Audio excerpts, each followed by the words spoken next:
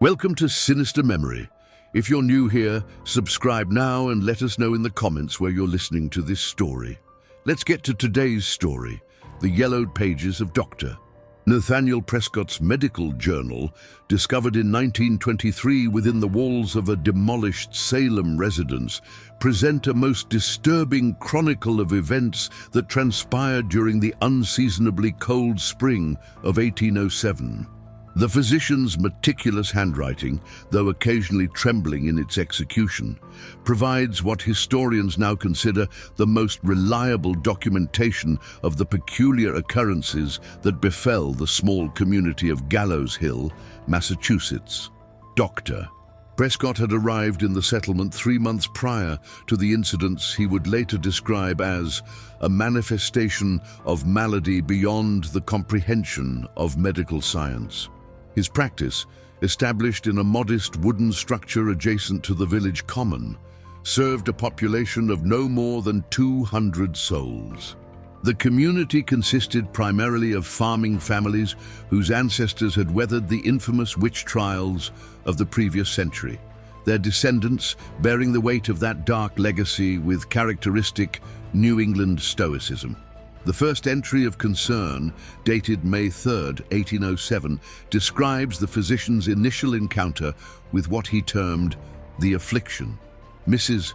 Abigail Crane, a widow of 43 years, had been brought to his surgery by her concerned neighbors. The woman exhibited symptoms that defied conventional diagnosis, a persistent fever that seemed to emanate from within her very bones, accompanied by an unsettling tendency to speak in languages unknown to any present. Her eyes, once described by fellow parishioners as gentle and kind, had taken on what Dr. Prescott noted as an otherworldly luminescence, as though lit by some internal flame. The physician's training at Harvard Medical College had prepared him for the treatment of consumption, fever, and the various ailments common to rural communities. However, Mrs. Crane's condition presented characteristics that challenged his understanding of human physiology. Her skin maintained an elevated temperature that should have proven fatal, yet she displayed remarkable vitality. More disturbing still was her apparent immunity to pain, demonstrated when she inadvertently placed her bare hand upon the hot iron stove in his surgery without exhibiting any reaction whatsoever. Within a fortnight, 3 additional women had presented with similar symptoms. Mrs. Patience Holloway, aged 37, arrived at the surgery accompanied by her husband, who reported that she had been discovered in their barn at dawn, standing motionless among the livestock. The animals, typically docile creatures, had been found in a state of extreme agitation, their eyes wide with what could only be described as terror. Mrs. Holloway herself seemed unaware of her nocturnal wandering, claiming no memory of leaving her bed. The third case involved Miss Constance Aldrich, a spinster of 29 years who served as the village schoolmistress. Her transformation proved particularly unsettling to the community, as she had been regarded as a model of propriety and Christian virtue. Dr. Prescott's notes describe her arrival at his surgery in the company of the local minister, Reverend Josiah Whitman, who reported that Miss Aldrich had been found in the schoolhouse well past midnight, arranging the children's slates in peculiar geometric patterns while humming melodies of unknown origin. The fourth woman, Mrs. Temperance Goodwin, presented the most alarming symptoms yet observed. The mother of 5 children had been discovered by her eldest son standing in the family's kitchen garden, her bare feet planted firmly in the soil despite the morning frost. Her husband reported that she had remained in this position for nearly 6 hours, seemingly oblivious to the cold or to the concerned calls of her family. When finally coaxed indoors, she spoke only to request that the windows be opened, claiming that the house felt insufferably confined. Dr. Prescott's medical examinations revealed no conventional explanation for the women's conditions. Their pulses remained steady, their breathing regular, and their physical strength appeared, if anything, enhanced. Blood samples, when examined under his microscope, showed no abnormalities that his training could identify. Yet each woman exhibited the same peculiar characteristics: elevated body temperature, periods of apparent unconsciousness during which they would wander from their homes, and an increasing aversion to enclosed spaces. The physician's growing concern is evident in his journal entries, where he began to document not only the medical aspects of the cases, but also the community's reaction to these mysterious afflictions. Whispered conversations in the village common spoke of curses and supernatural influences, while older residents recalled with visible unease the dark history that had given Gallows Hill its ominous name.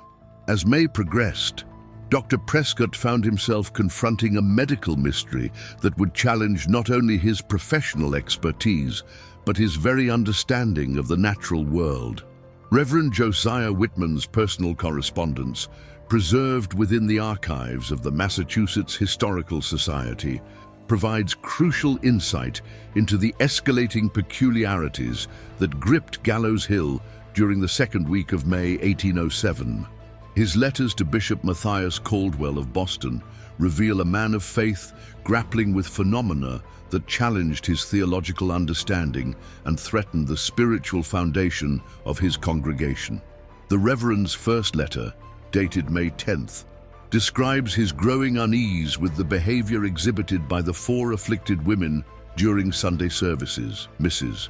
Crane, who had been a faithful attendee of morning worship for over 2 decades, began displaying what Whitman characterized as a profound discomfort within the sacred walls of our humble church. Her distress became apparent during the opening hymn, when she rose from her pew and moved toward the rear of the sanctuary, her movements deliberate, yet somehow disconnected from conscious thought. More troubling still was the minister's observation that Mrs. Crane's discomfort seemed to intensify in proximity to the church's collection of religious artifacts.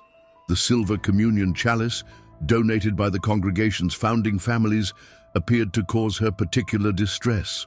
When Reverend Whitman approached her with the vessel during the sacrament, she recoiled as though the metal itself burned her flesh, though no physical contact had occurred.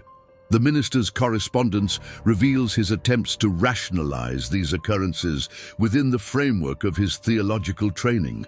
He initially attributed the women's behavior to a form of spiritual malady, perhaps brought on by the lingering trauma of the community's dark past. The proximity to the infamous execution site, he reasoned, might have awakened dormant anxieties within susceptible individuals. However, this explanation grew increasingly inadequate as the symptoms progressed. Miss Aldrich's transformation proved particularly disturbing to the Reverend, who had relied upon her assistance in preparing the church for services and maintaining the parish records. Her handwriting, once exemplary in its precision and clarity, had begun to deteriorate into strange symbols and markings that bore no resemblance to any language within his considerable scholarly knowledge. When questioned about these inscriptions, she claimed no memory of creating them, appearing genuinely bewildered by the foreign characters that flowed from her pen. The minister's letters describe his discovery of these mysterious writings throughout the village during his pastoral visits. Similar markings had appeared carved into fence posts, etched into the bark of ancient oak trees, and scratched into the wooden walls of barns and storage buildings. The symbols seemed to follow no discernible pattern, yet their presence created an atmosphere of unease that affected even the most stalwart members of the community. Reverend Whitman's theological concerns deepened when he observed the women's apparent aversion to traditional prayers and biblical passages. During his attempts to provide spiritual counsel, he noted that certain verses seemed to cause them physical discomfort. The 23rd Psalm, long a source of comfort to the grieving and troubled, appeared to agitate them considerably. Mrs. Holloway, upon hearing the familiar words, began to exhibit signs of acute distress, her breathing becoming labored and her complexion taking on an alarming pallor. The minister's correspondence reveals his consultation with learned colleagues in Boston and Providence, seeking guidance from those versed in both theology and natural philosophy. Their responses, preserved within the same archival collection, demonstrate the intellectual struggle of educated men attempting to reconcile observed phenomena with established doctrine. Several suggested that the women might be suffering from a form of collective hysteria, a medical condition that had been documented in similar, isolated communities. However, Reverend Whitman's detailed observations challenged such conventional explanations. He documented instances of the women demonstrating knowledge they could not possibly possess, speaking of events that had occurred decades before their births with startling accuracy. Mrs. Goodwin, during one of her episodes, provided detailed descriptions of the original church building that had stood on the site before its destruction by fire in 1763, including architectural features that existed only in records held by the colonial government. The minister's growing alarm is evident in his description of the women's nocturnal activities. Local residents had begun reporting sightings of feminine figures moving through the village during the darkest hours before dawn. These apparitions, for lack of a better term, seemed to gravitate toward specific locations within the settlement. The old cemetery, where victims of the witch trials had been interred in unmarked graves, drew particular attention from these midnight wanderers. Most disturbing to the Reverend was his personal observation of what he termed the gathering. On the night of May 15th, while returning from a late pastoral visit to a dying parishioner, he witnessed all 4 women standing in perfect formation within the village common. They remained motionless for what he estimated to be nearly an hour, their faces turned skyward toward the star-filled heavens. No communication passed between them, yet their synchronized movements suggested a coordination that defied rational explanation. The minister's final letter of this period, dated May 17th, conveys his decision to seek assistance from authorities beyond the confines of his rural parish. The situation, he concluded, had progressed beyond the scope of conventional pastoral care and required intervention from those with greater experience in matters of unusual spiritual disturbance. The official records of Magistrate Ezekiel Pemberton, housed within the Essex County Courthouse archives, provide a sobering account of the civil authorities' response to the mounting crisis in Gallows Hill. Appointed by the Commonwealth of Massachusetts to investigate reports of unusual disturbances affecting public order, Pemberton arrived in the village on May 18, 1807, accompanied by 2 constables and a clerk tasked with documenting his findings. Magistrate Pemberton's initial assessment, recorded in his formal report to the colonial governor, reveals a methodical approach to what he initially dismissed as rural superstition amplified by isolation and ignorance. His legal training at Yale College had instilled in him a preference for rational explanation over supernatural speculation. However, his confidence in conventional reasoning would be severely tested by the evidence he encountered during his week-long investigation. The magistrate's first interviews with the affected women yielded results that challenged his expectations. Mrs. Crane, when questioned about her nocturnal wanderings, provided responses that demonstrated complete lucidity regarding all aspects of her life, save for the periods of her mysterious episodes. Her recollection of daily activities, family matters, and community events remained sharp and detailed. Yet when pressed about her nighttime activities, she exhibited genuine confusion, describing the experience as emerging from deep sleep to find herself in unfamiliar locations with no memory of the journey. Pemberton's examination of the physical evidence proved equally perplexing. The strange markings discovered throughout the village showed characteristics that defied easy explanation.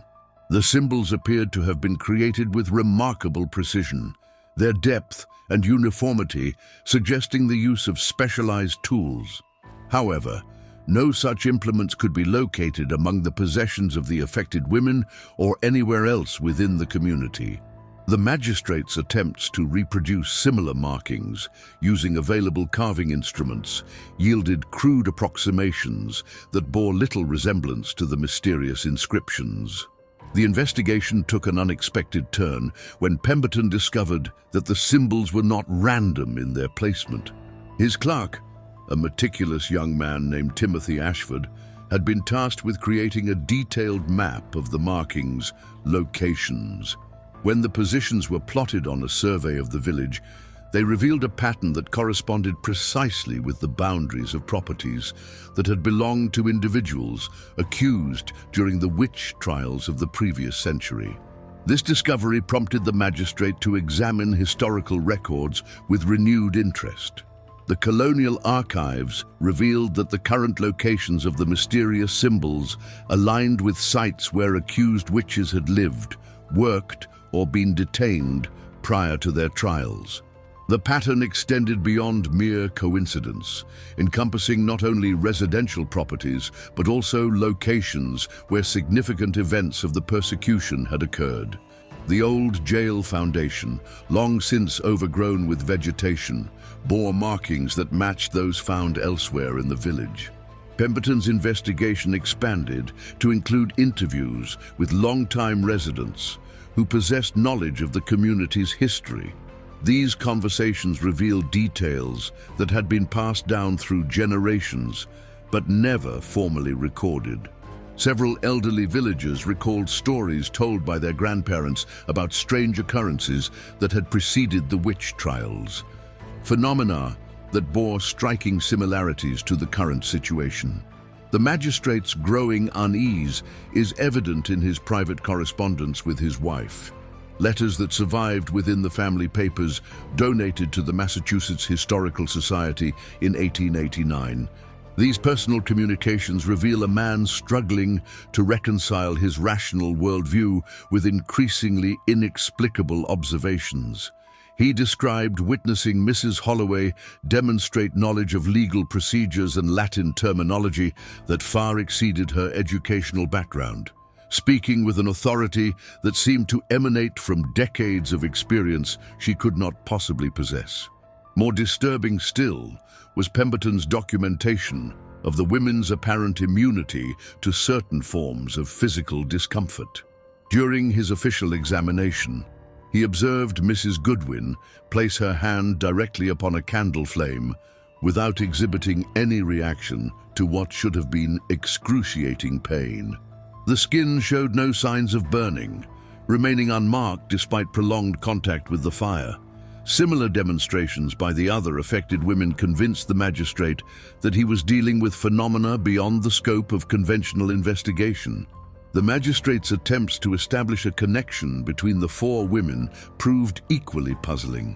They shared no common ancestry, had not traveled together outside the village, and possessed no mutual interests or associations that might explain their simultaneous affliction. Their ages, social positions, and family circumstances varied considerably, offering no obvious pattern that might guide his investigation. Pemberton's final days in Gallows Hill were marked by increasingly disturbing observations. His clerk reported that the magistrate had begun experiencing difficulty sleeping, claiming that he could hear what sounded like distant singing emanating from the direction of the old cemetery during the pre-dawn hours. The melodies, he noted, seemed to follow no familiar musical tradition, their haunting quality creating an atmosphere of profound unease. The magistrate's official report, submitted upon his return to Boston, recommended that the matter be referred to authorities with specialized knowledge of unusual phenomena. His private conclusion, recorded in his personal journal, expressed grave concern about the potential for the situation to escalate beyond the community's ability to contain it. Professor Matthias Dunmore of Harvard College arrived in Gallows Hill on May 26, 1807, summoned by the urgent correspondence from both Magistrate Pemberton and Reverend Whitman. His personal journals, discovered among his papers following his death in 1834, chronicle his systematic investigation into what he initially approached as an opportunity to study mass hysteria through the lens of emerging psychological theory.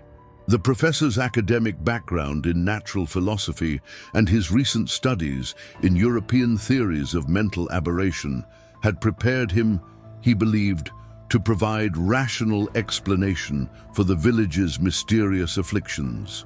Dunmore's initial observations, recorded with scientific precision, focused on the environmental factors that might contribute to collective psychological disturbance. The village's isolation, its proximity to sites associated with historical trauma, and the approaching summer solstice all presented potential catalysts for what he termed sympathetic nervous excitement.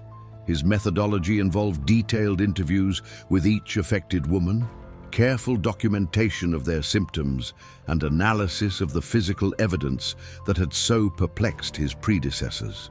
The professor's confidence in his theoretical framework began to erode during his first evening in the village. While reviewing his notes in the modest inn where he had taken lodging, he observed through his window what appeared to be a procession of feminine figures moving across the common in the moonlight. The four women walked in perfect synchronization, their movements displaying a coordination that suggested rehearsed choreography, yet their faces bore expressions of complete unconsciousness. Dunmore's scientific training compelled him to follow at a discreet distance, documenting their route and behavior. The procession led to the ancient cemetery where victims of the witch trials lay buried beneath weathered stones and unmarked earth. There, the women arranged themselves in a precise geometric pattern, each positioned at what the professor calculated to be exactly equal distances from a central point, marked by a moss-covered headstone bearing no legible inscription.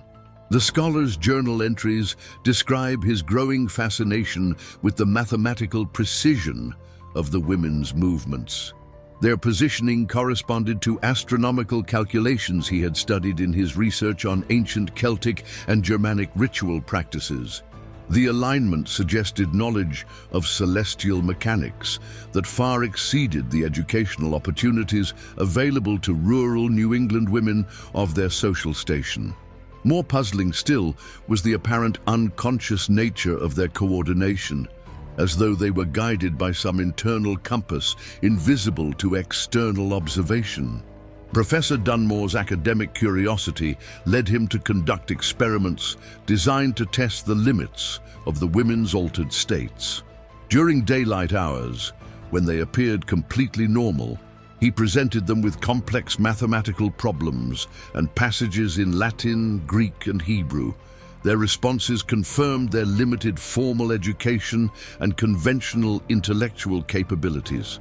However, during their nocturnal episodes, they demonstrated comprehension of concepts and languages that should have been entirely foreign to them. The professor's most significant discovery occurred during his examination of the mysterious symbols that continued to appear throughout the village. His extensive knowledge of ancient languages and symbolic systems enabled him to identify elements that bore resemblance to pre-Christian European traditions, particularly those associated with seasonal festivals and astronomical observations. The markings seemed to represent a complex system of notation that recorded celestial events with remarkable accuracy. Dunmore's correspondence with colleagues at Harvard reveals his growing conviction that the phenomena exceeded the boundaries of conventional psychological explanation. His letters to Professor Jeremiah Morse of the Divinity School describe observations that challenged his materialist worldview. The women's apparent ability to predict weather patterns, their knowledge of historical events they could not have learned through conventional means, and their synchronized behavior during unconscious states suggested influences beyond the scope of current scientific understanding. The scholar's investigation expanded to include research into the village's pre-colonial history. Local indigenous peoples, he learned, had considered the area sacred long before European settlement. The Pennacook tribe had reportedly avoided permanent habitation in the region, using it only for seasonal ceremonies associated with the summer solstice. Their oral traditions, preserved in fragmentary accounts recorded by early missionaries, spoke of the location as a place where the boundary between the physical and spiritual worlds grew thin during certain astronomical alignments. Professor Dunmore's journal entries from late May reveal his increasing unease with the direction of his research. His scientific methodology, which had served him well in previous investigations, seemed inadequate to address phenomena that defied conventional categorization. The women's condition showed no signs of improvement despite his attempts to apply various therapeutic approaches based on current medical theory. Most disturbing to the professor was his observation that the women's influence appeared to be expanding beyond their immediate circle. Other village residents began reporting unusual dreams and unexplained sensations of being watched during nighttime hours. Children spoke of hearing distant music that their parents could not detect, while livestock exhibited increasing agitation as the summer solstice approached. The scholar's final entries from this period express his determination to remain in Gallows Hill through the solstice, convinced that the astronomical event held significance for understanding the mysterious transformation affecting the community. The personal diary of Mrs. Eleanor Ashworth, the village midwife and one of the few residents to maintain detailed records during the escalating crisis, provides intimate insight into the community's deteriorating state as June approached. Her observations, written in the practical prose of a woman accustomed to life's harsh realities, chronicle the subtle but unmistakable changes that began affecting the entire population of Gallows Hill during the final days of May 1807.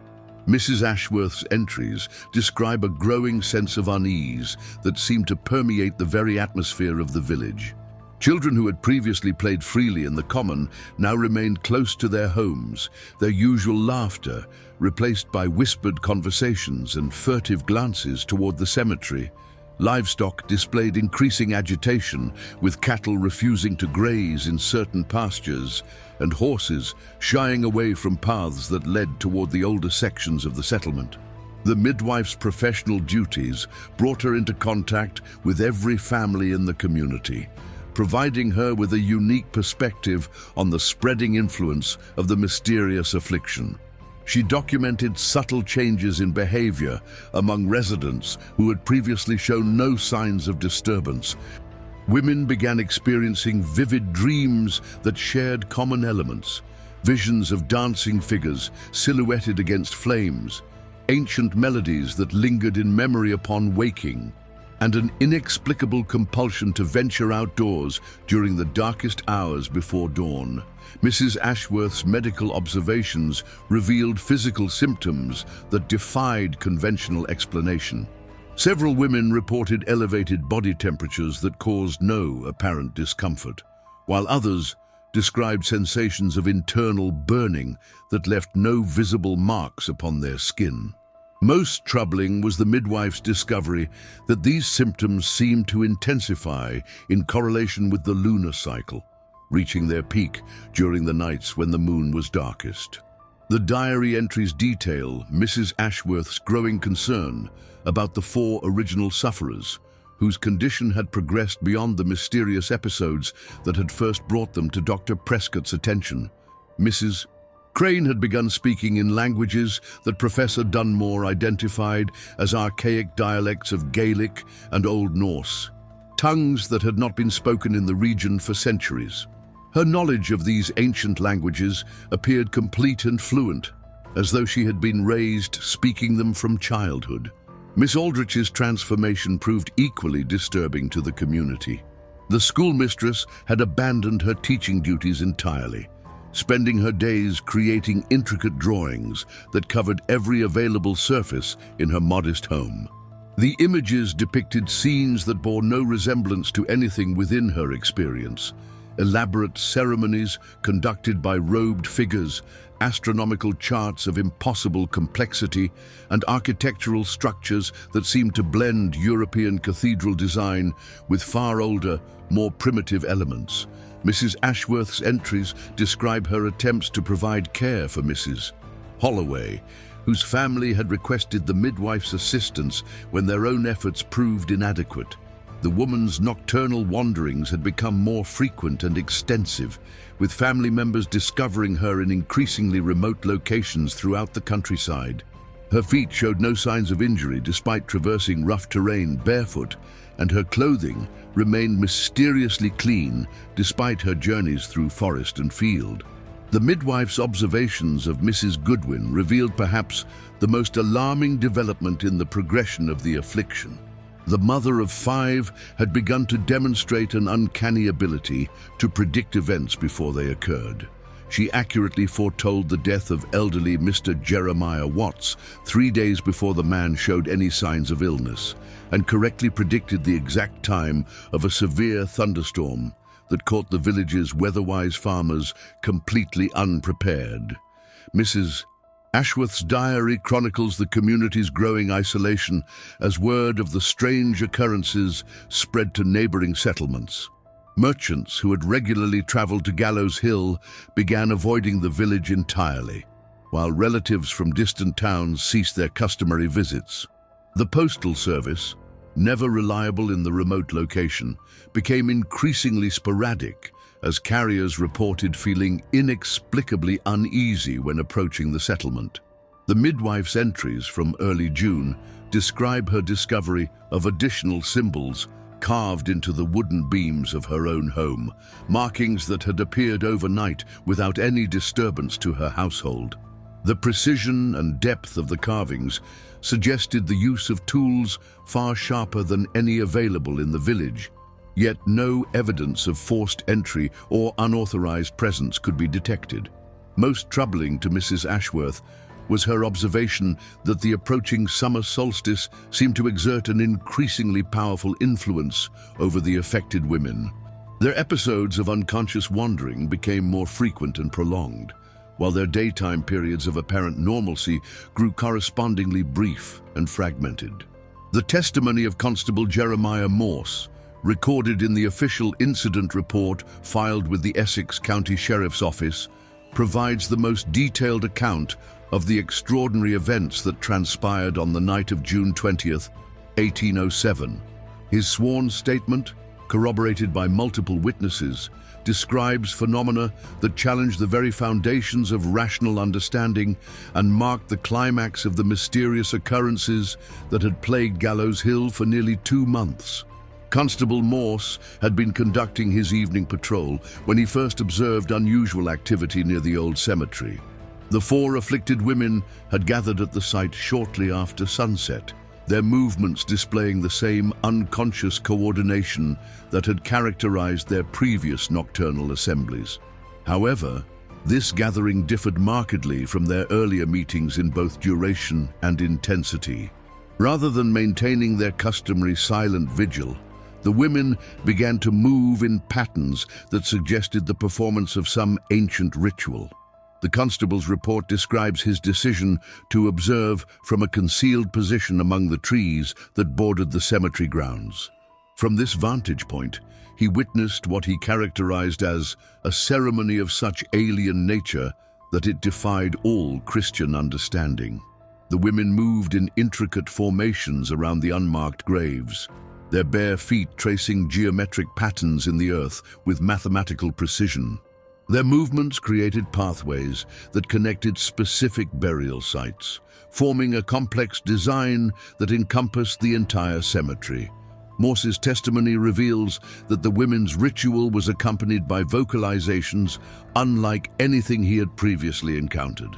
They produced sounds that seemed to blend human voices with tones that resembled no earthly music. The melodies, if they could be termed such, created harmonies that seemed to resonate not only in the air, but within the very ground beneath their feet. The constable reported feeling vibrations through the soles of his boots, as though the earth itself was responding to their otherworldly chorus. The most extraordinary aspect of the evening's events occurred as the women's ceremony reached its crescendo. Witnesses from throughout the village later corroborated the constable's account of flames that appeared spontaneously around the cemetery perimeter. These fires bore no resemblance to ordinary combustion, displaying colors that ranged from deep violet to brilliant silver.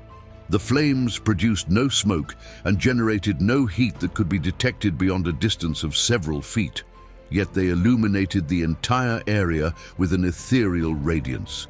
Constable Morse's report documents his observation that the mysterious fires seemed to respond to the women's movements and vocalizations. As their ritual intensified, the flames grew brighter and more numerous, eventually forming a complete circle around the cemetery grounds. Within this ring of supernatural fire, the four women continued their dance with increasing fervor, their forms silhouetted against the otherworldly illumination like figures from some primordial mythology. The constable's testimony describes his growing alarm as additional figures began to appear within the circle of flames. These apparitions, visible only as translucent shadows, seemed to emerge from the very graves themselves. They moved in harmony with the four living women, creating a spectacle that challenged the observer's ability to distinguish between the corporeal and the ethereal. The phantom figures wore clothing that suggested various historical periods, their garments ranging from Puritan simplicity to elaborate medieval robes. Morse's account reveals that the supernatural gathering was witnessed by numerous village residents who had been drawn from their homes by the unusual light emanating from the cemetery. Professor Dunmore, Dr. Prescott and Reverend Whitman all observed the phenomenon from different vantage points, their independent testimonies confirming the constable's description of events that defied rational explanation. The climax of the evening occurred as the summer solstice reached its astronomical peak. The flames surrounding the cemetery suddenly intensified to a brilliance that temporarily blinded all observers.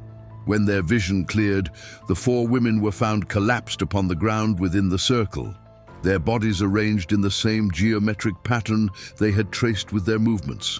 The mysterious fires had vanished entirely, leaving no trace of their supernatural presence. Dr. Prescott's immediate examination of the women revealed that they had entered a state of profound unconsciousness from which they could not be roused. Their vital signs remained strong, but they showed no response to external stimuli of any kind. Most puzzling was the discovery that their elevated body temperatures had returned to normal ranges for the first time since their affliction had begun. The constable's final observations note that the strange symbols that had appeared throughout the village had also vanished during the night, leaving no evidence of their previous existence save for the detailed records maintained by the various investigators. The medical records of Dr. Nathaniel Prescott document the peculiar circumstances surrounding the recovery of the four women following their collapse during the solstice ceremony. His detailed observations, spanning the 3 weeks that followed the extraordinary events of June 20th, reveal a gradual return to consciousness that was as mysterious as the affliction that had preceded it. The physician's notes describe a process that defied conventional understanding of catatonic states and challenged his medical training in ways he had never anticipated. Mrs. Crane was the first to show signs of returning awareness, opening her eyes on the morning of June 23rd after 72 hours of profound unconsciousness. Dr. Prescott's examination revealed that her vital signs had stabilized within normal parameters, her elevated body temperature having returned to typical ranges during her period of insensibility. Most remarkably, she demonstrated no memory of the events that had transpired since early May, her recollections ending abruptly with her routine activities on the day preceding her first mysterious episode. The physician's interviews with Mrs. Crane revealed a complete absence of knowledge regarding her nocturnal wanderings, her apparent fluency in ancient languages, or her participation in the solstice ceremony. When presented with samples of the strange symbols that had appeared throughout the village, she showed no recognition of the markings and expressed genuine bewilderment at their complex design. Her personality had returned to the gentle, pious demeanor that had characterized her before the affliction, with no trace of the otherworldly presence that had seemed to inhabit her during the preceding weeks. Miss Aldrich regained consciousness on June 25th, her awakening accompanied by similar gaps in memory and complete ignorance of her transformed behavior. The schoolmistress was particularly distressed to discover the elaborate drawings that covered every surface of her home, artwork that she insisted she had never created. Her usual precise handwriting had returned, showing no trace of the mysterious symbols that had flowed from her pen during her afflicted state. Dr.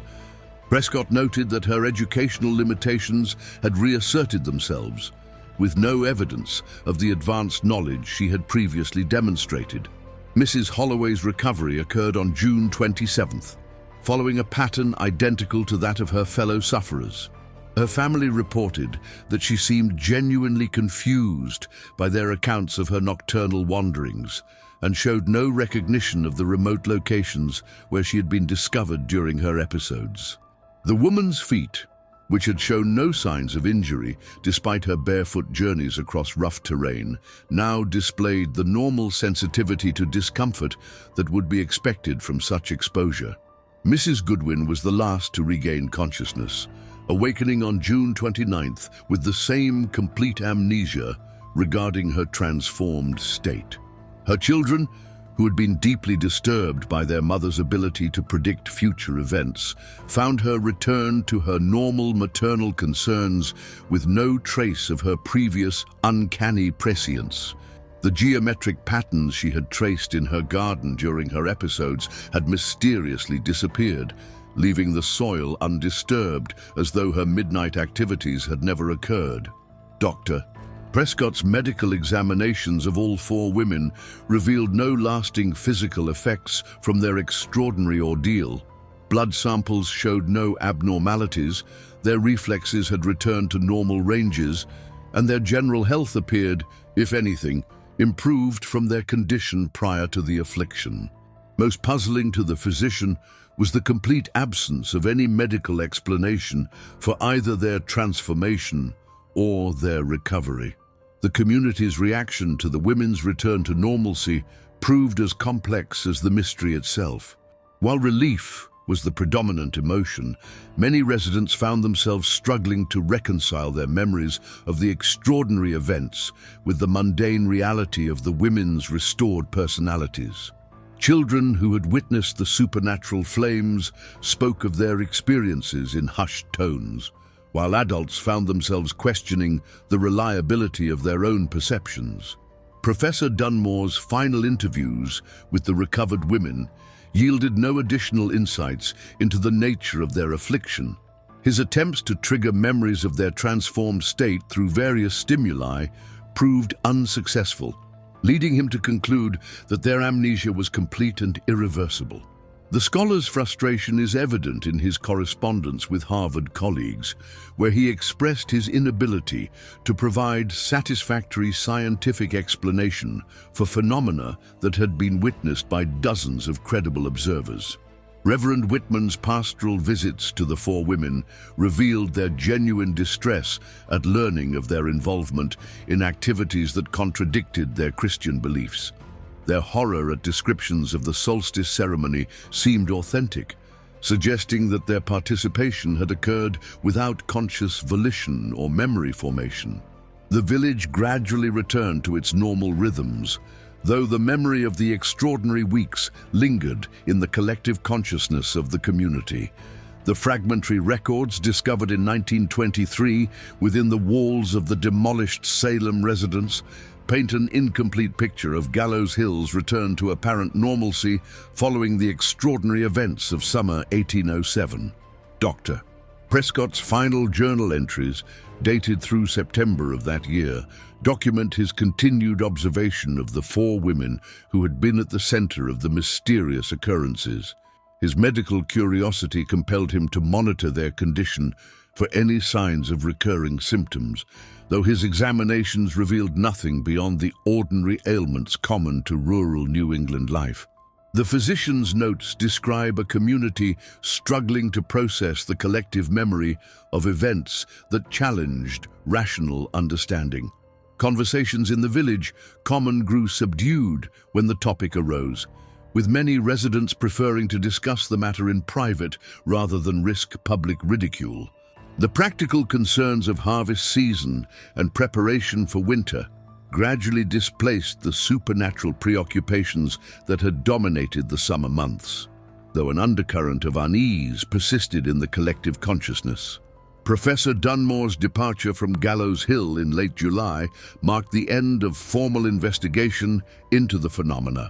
His final report to Harvard College, preserved in the university archives, presents a scholarly admission of defeat in the face of inexplicable events.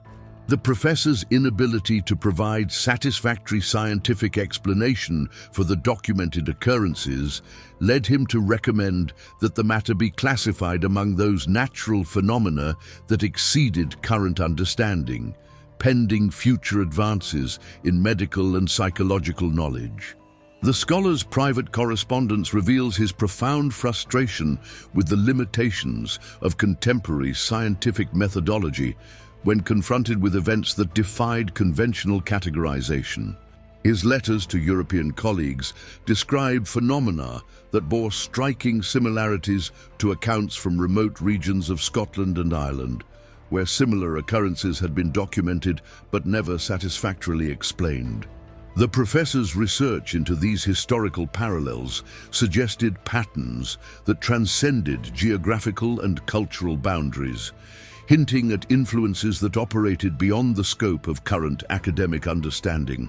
Reverend Whitman's ministerial records document his efforts to restore spiritual equilibrium to his congregation following the summer's disruptions. His sermons from the autumn months, preserved in the church archives, carefully avoided direct reference to the supernatural events while emphasizing themes of divine mystery and the limitations of human comprehension.